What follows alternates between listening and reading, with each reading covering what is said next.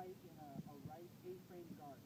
So that means that I have to use my legs and my core to generate power. There's nothing just from here to really going to land. There are a few ways to do this.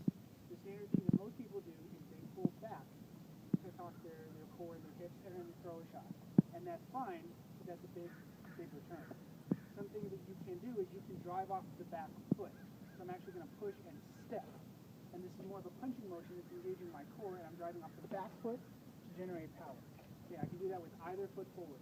And in this way, it's much like when we teach people to use the leg to throw the flat snap, except that I'm letting my foot move.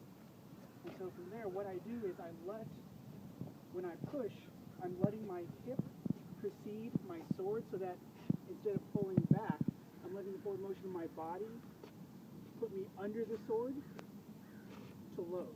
And from there, it's easier to throw. The third thing I do is I will put the sword out to put me into a loading position.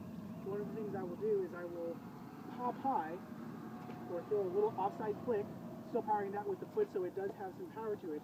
From there, I actually gather under the sword. So I'm not pulling the sword back. I'm leaving it forward to clog the lane and gathering under. And what that does, if you see where my hip is, that lets me power shots from there. So I actually pop and gather under, which lets me torque my body to get power. And I can do that going either direction. So if I'm here, I can pop and hit, or I can step, and the hand stays here, but turning my body lets me generate the torque that way. I can also step over and throw. So really quickly, from the sword forward guard, I can pull back and thrust, or however you want to do it. That's one way to generate power. Push across for those things. That's kind of the standard thing that everybody does. I can drive with the back foot, more of a punching motion.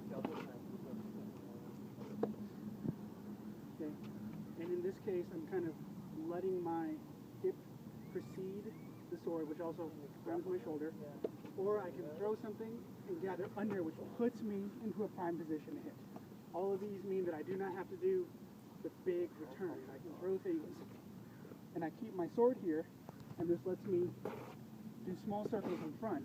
So I'm stepping around and under my sword to put myself into a prime position where I can hit my butt.